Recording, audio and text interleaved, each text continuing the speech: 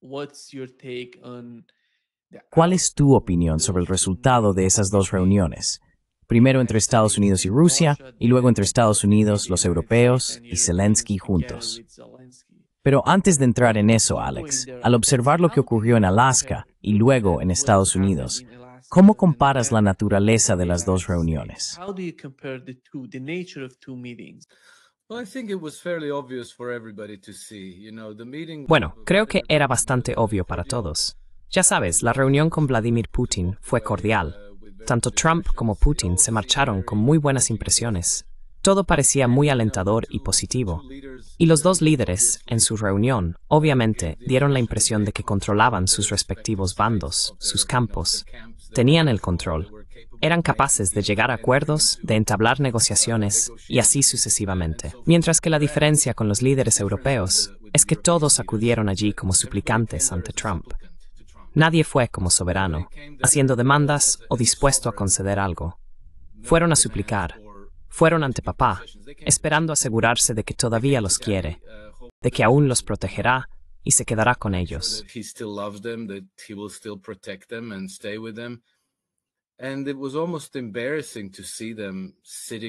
Y fue casi vergonzoso verlos sentados alrededor de su escritorio, como niños descarriados en la oficina del director. Todos tenían ese aspecto. Me sorprendió mucho, porque ya sabes, por la mañana de ese mismo día, escribí en mi boletín que probablemente podríamos saber más sobre el resultado de la reunión por el lenguaje corporal del señor Zelensky que por cualquier cosa que nos dijeran en comunicados de prensa o en ruedas de prensa. Y me sorprendió que fueran los líderes europeos quienes tenían el aspecto que yo esperaba ver en Zelensky, algo nerviosos, abatidos, nada contentos. Mientras que Zelensky, ya sabes, lo miré y parecía bastante relajado.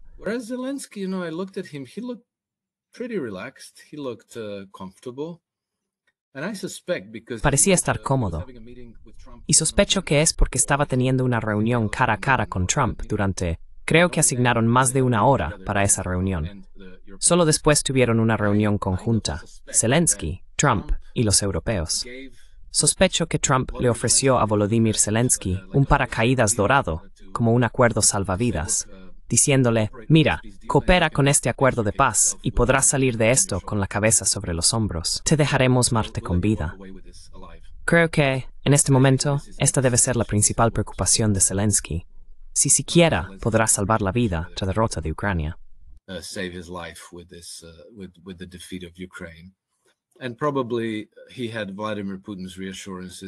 Y probablemente tenía las garantías de Vladimir Putin de que no irían tras Zelensky. Creo que por eso estaba tan relajado como se le veía. En cambio, cuando tuvo aquella rueda de prensa con Mark Rutte, Zelensky parecía como si acabara de ver la muerte. Por otro lado, esta vez fueron los líderes europeos quienes parecían haber visto la muerte. Sospecho que parte de la razón tiene que ver con esos activos rusos congelados. Tengo que mencionarlo porque, ya sabes, una de las cosas que Donald Trump ha estado haciendo en su diplomacia itinerante por el mundo es conseguir que otras naciones hagan inversiones muy grandes y significativas en Estados Unidos.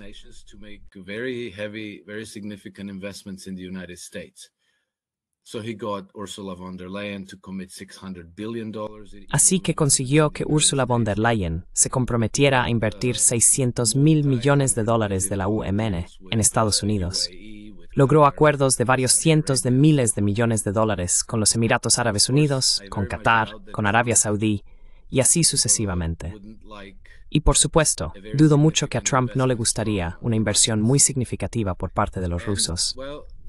Y bueno, ya sabes, los rusos tienen unos 300.000 a 335.000 millones de dólares en activos congelados en Occidente, y la mayor parte de ese dinero está en Europa.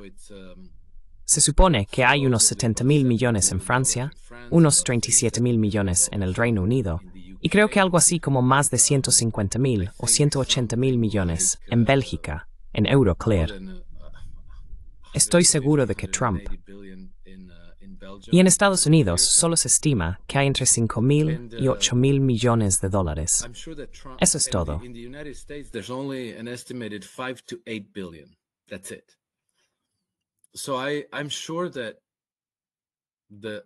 Así que estoy seguro de que el acuerdo más obvio que Trump y Putin podrían hacer sería decir, oye, ¿sabes esos activos congelados?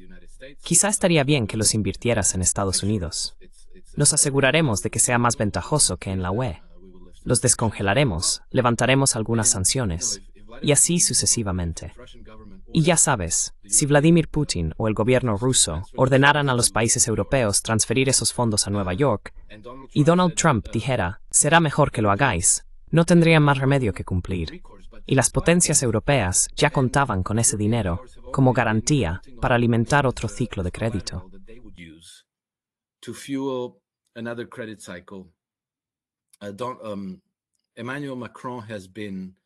Emmanuel Macron, o su primer ministro o ministro de Finanzas, no recuerdo exactamente quién, pero hace unos meses estaban fantaseando con usar ese dinero como garantía, lo que permitiría a los bancos franceses financiar a las empresas francesas para realizar trabajos de reconstrucción y desarrollo en Ucrania.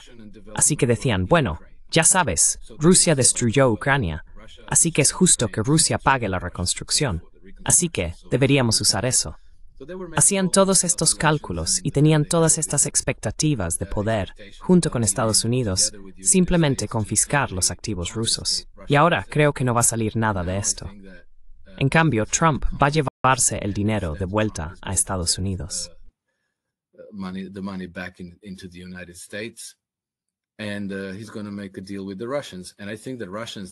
Y va a llegar a un acuerdo con los rusos. Y creo que los propios rusos tienen todas las razones del mundo para querer hacerlo también, porque la amenaza directa para Rusia proviene de Europa Occidental y de países como Reino Unido, Francia, Alemania y Polonia. Así que precisamente a esos es a quienes querrías privar de ese capital, porque seguro que, al final, acabaría financiando el rearme, que en última instancia tendría como objetivo a Rusia. No creo que nadie haya mencionado esto antes, pero me parece un golpe evidente para Europa, que ni Putin ni Trump dudarán en asestar. Y si hay algo predecible sobre Donald Trump, es que querrá esos $300.000 millones en Estados Unidos.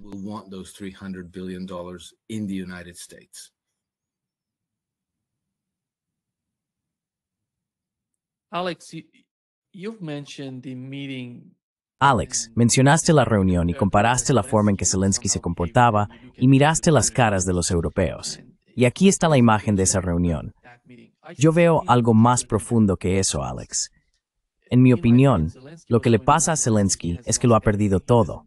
Ya no le importa nada más. Pero en cuanto a los europeos, ellos sienten profundamente que Estados Unidos los está abandonando.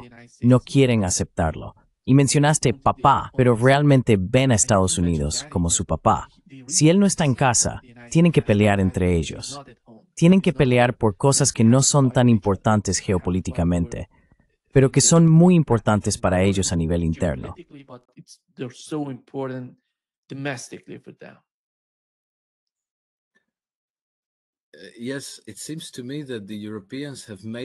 Sí, me parece que los europeos se han vuelto tan pasivos y tan sumisos a Estados Unidos, al establishment angloamericano, que desde hace décadas no solo han seguido las políticas dictadas por esta élite angloamericana, sino que se han atrofiado en todos los sentidos. No han trazado su propio rumbo.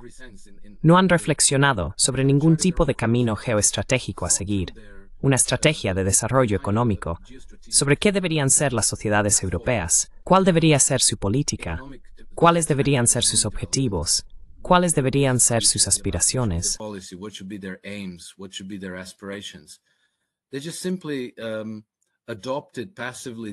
Simplemente adoptaron, de manera pasiva, este modelo de negocio de vale, obtendremos recursos y energía de Rusia y de otras fuentes y recursos naturales de nuestras antiguas colonias. Produciremos bienes industriales avanzados y los exportaremos a Estados Unidos y China. Y ya sabes, este enfoque se arraigó.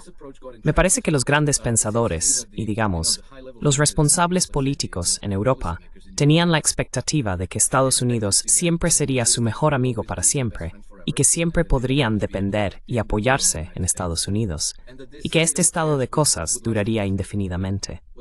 Lo que no tuvieron en cuenta es que esto no es necesariamente favorable a los intereses estadounidenses. And for anybody who read their history, they should know that Y cualquiera que haya leído su historia debería saber que periódicamente, quizás una vez cada generación o dos, siempre surge una reacción dentro de Estados Unidos para romper estos lazos con las antiguas potencias coloniales de Europa. Porque siempre tratan a Estados Unidos también como su posesión colonial. Quieren que Estados Unidos absorba sus productos y que mantenga la paz en el mundo por ellos y luche sus guerras. Y eso básicamente ha estado agotando a Estados Unidos. Ha estado debilitando a Estados Unidos política, económica y financieramente, y ha destrozado su reputación. Siempre debemos recordar que Estados Unidos se convirtió en un país precisamente como reacción contra esta mentalidad colonialista y este modelo de gobernanza.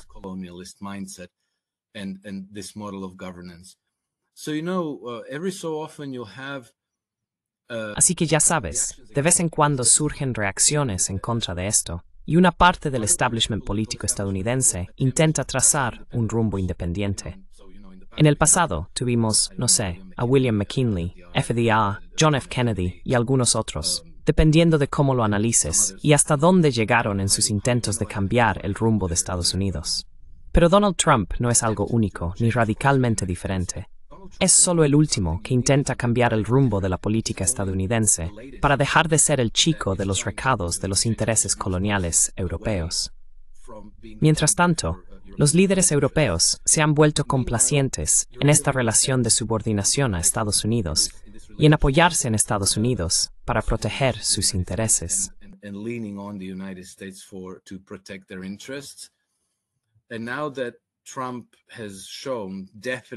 Y ahora que Trump ha demostrado de manera definitiva que ya no está interesado, creo que están completamente perdidos. No tienen un plan de contingencia. No tienen un plan B. Se dan cuenta de que no han tomado medidas para su propia seguridad. No tienen estrategias políticas ni económicas independientes. Así que están perdidos. Se les ve pálidos. Tienen esas expresiones faciales vacías. Y ahora tienen que volver al punto de partida y averiguar qué hacer. Creo que la propia Unión Europea, sin el paraguas protector de Estados Unidos, va a degenerar en potencias en disputa. Y creo que la Unión Europea ya no tiene futuro. Creo que lo mismo ocurre con la OTAN. Así que, aunque esos 7 líderes en la Casa Blanca sean incompetentes, son lo suficientemente inteligentes como para entender esto, que no tienen nada que ofrecer a sus votantes. Así que creo que están en pánico. They're panicked, I think. I think one of the main achievements Creo que uno de los principales logros de estas dos reuniones fue el caso del alto el fuego. Donald Trump y su administración estaban presionando mucho por el alto el fuego. Queremos que ocurra algo en Ucrania, pero parece que la administración Trump ya ha eliminado eso de su agenda.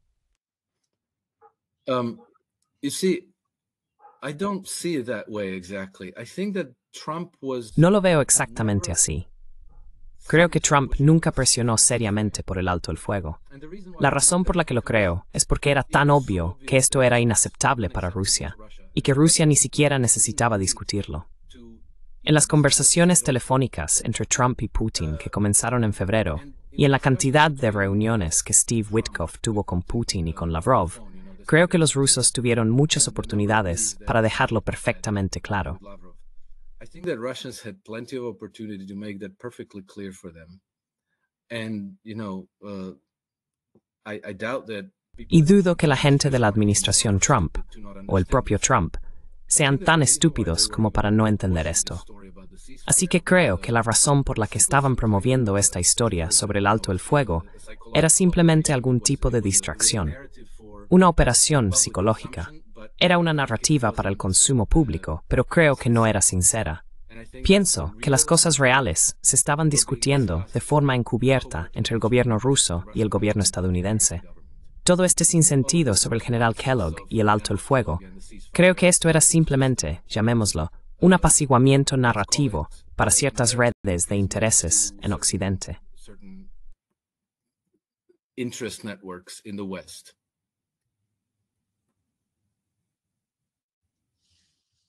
Do you feel that the way that ¿Cree que la forma en que Donald Trump concedió una entrevista a Fox News en la que dijo que Putin está tan cansado y que podría aceptar tropas europeas, especialmente del Reino Unido, Alemania y Francia, en Ucrania es significativa? Esto es lo que dijo antes de pedirle su respuesta al respecto. Tienes las protecciones del artículo 5, sin embargo, para el Reino Unido. Así que no van a formar parte de la OTAN, pero aún así las tienes las mismas protecciones. No, por eso lo digo. Así que no van a formar parte de la OTAN, pero tenemos a las naciones europeas y ellos se encargarán al principio y algunos de ellos, Francia y Alemania, un par de ellos, el Reino Unido, quieren tener, ya sabes, tropas sobre el terreno. No creo que vaya a ser un problema, para serte sincero. Creo que Putin está cansado de esto. Creo que todos están cansados de esto. Pero nunca se sabe. Vamos a saber más sobre el presidente Putin en las próximas semanas. Eso te lo puedo asegurar. Y vamos a ver cómo se desarrolla todo.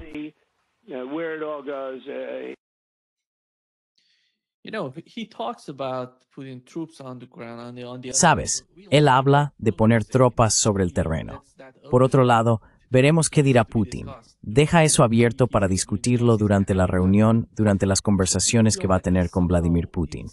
¿Sientes que, de alguna manera, parece que poco a poco está haciendo avanzar el asunto? Y adelante.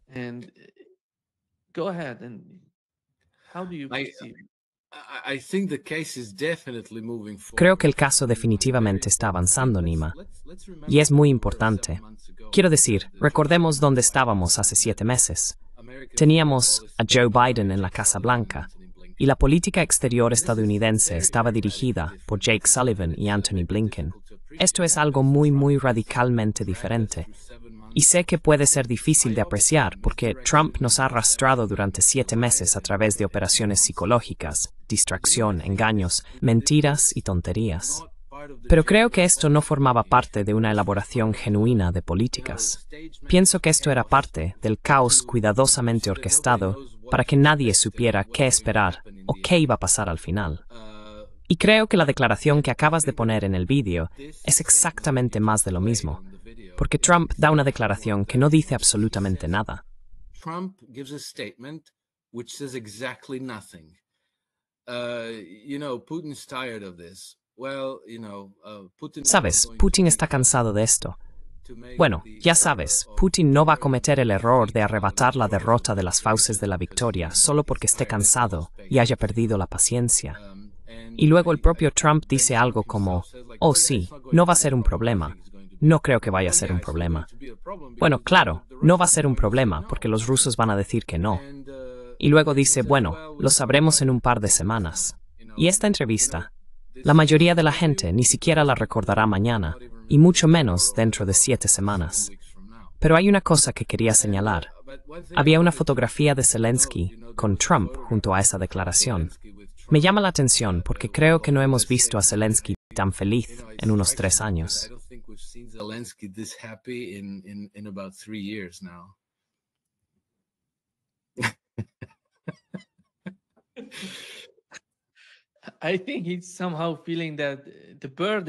Creo que de alguna manera siente que la carga que tenía sobre sus hombros simplemente se está desvaneciendo.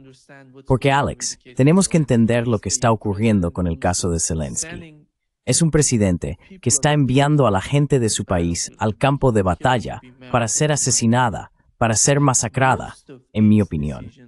Y la mayoría de estas decisiones no provienen del lado ucraniano, vienen de fuera. Y al fin y al cabo, no sabemos qué está pasando con Zelensky. No sabemos cómo se siente realmente, porque en mi opinión no es honesto en la forma en que habla. ¿Quién tiene algún tipo de influencia sobre él? ¿Quién está intentando empujarlo a continuar el conflicto? No creo que todo esto tenga que ver únicamente con Zelensky.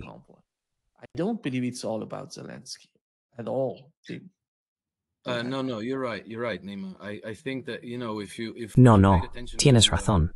Tienes razón, Nima. Creo que si prestas atención a las declaraciones de, digamos, ciertos líderes europeos y líderes militares occidentales, está muy claro que son las potencias occidentales las que dirigen la situación en Ucrania. que Zelensky está simplemente ahí como un sustituto, ya sabes, un títere. Personas como el general Hodges, el general Breedlove, Mark Milley y otros han estado impulsando la estrategia militar de las Fuerzas Armadas de Ucrania y la gobernanza del gobierno ucraniano. Y luego, ha habido una fuerte implicación del MI6 bajo Sir Richard Moore y demás.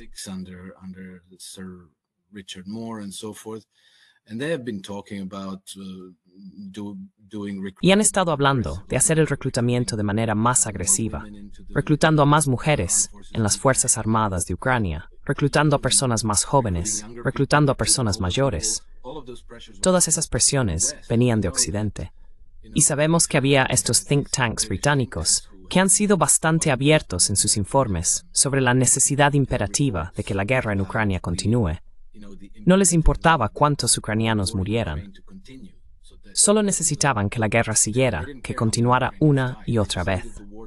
Y todavía lo necesitan, porque ahora los líderes europeos están hablando de tomar el relevo en 2028 o 2029. Pero para que eso ocurra, necesitan que la guerra continúe.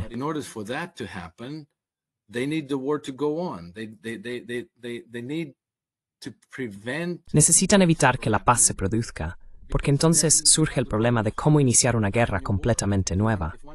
Si ya hay una en marcha, siempre puedes manipular la crisis para enviar algunas tropas.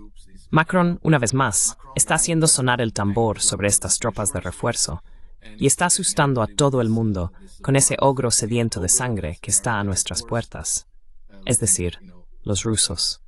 Así que, si el caos continúa, simplemente puedes unirte a ese caos. Si estalla la paz, tienes un problema. ¿Cómo orquestamos una guerra completamente nueva y la ponemos en marcha? Lo cual, ya sabes, no es fácil de hacer.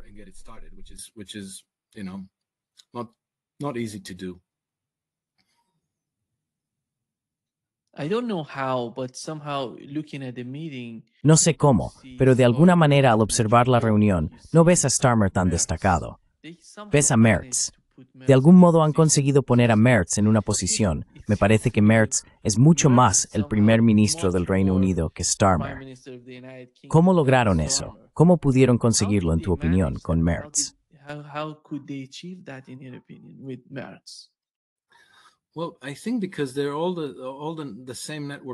Bueno, creo que es porque todos forman parte de la misma red de poder. Merz solía ser el director ejecutivo de BlackRock en Alemania. Emmanuel Macron fue banquero de Rothschild en Francia. Keir Starmer, no tanto, pero Keir Starmer es un sustituto de Tony Blair, de la misma manera que Joe Biden fue un sustituto de Barack Obama. Y Tony Blair forma parte de la estructura de gobierno de la City de Londres. Después de entregarles la guerra de Irak en 2003, le recompensaron con un contrato de consultoría de $5 millones al año. Luego le nombraron enviado para la paz en Oriente Medio, y así sucesivamente. Y sigue estando profundamente implicado en todos estos acontecimientos, con Ucrania, con Oriente Medio, con Siria, con Líbano, con Israel. Y Starmer es solo uno de sus protegidos marioneta, que probablemente hace todo lo que Tony Blair le dice que haga. Probably doing whatever Tony Blair tells him to do, and then Tony Blair does whatever his. Y luego ya sabes, Tony Blair hace lo que quiere, lo que sus empleadores le dicen que haga. Y sus empleadores son casi con toda seguridad las oligarquías financieras que gobiernan la City de Londres. Y luego, ya hablemos de Merz, de Starmer o de Macron, todos responden a las mismas estructuras de poder, a los mismos poderes fácticos que gobiernan tanto Londres como París, y que también tienen cierta hegemonía en Alemania, la cual podrían perder si Merz es derrocado de alguna manera o pierde las elecciones. Entonces, quién sabe, quizá AfD tome el control. En ese caso, tendrán que cancelar la democracia alemana. Y lo mismo podría ocurrir con Emmanuel Macron. Por eso han eliminado a su principal rival, Marine Le Pen.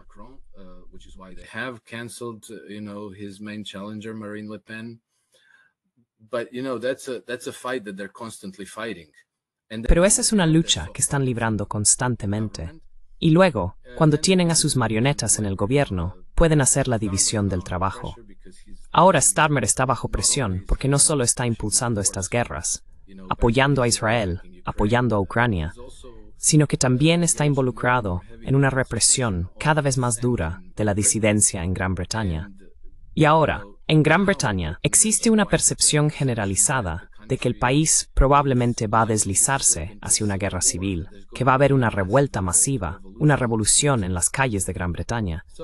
Así que entonces, quizás, ya sabes, las causas impopulares como la guerra de Ucrania, quizás esa antorcha pase a MERS por el momento.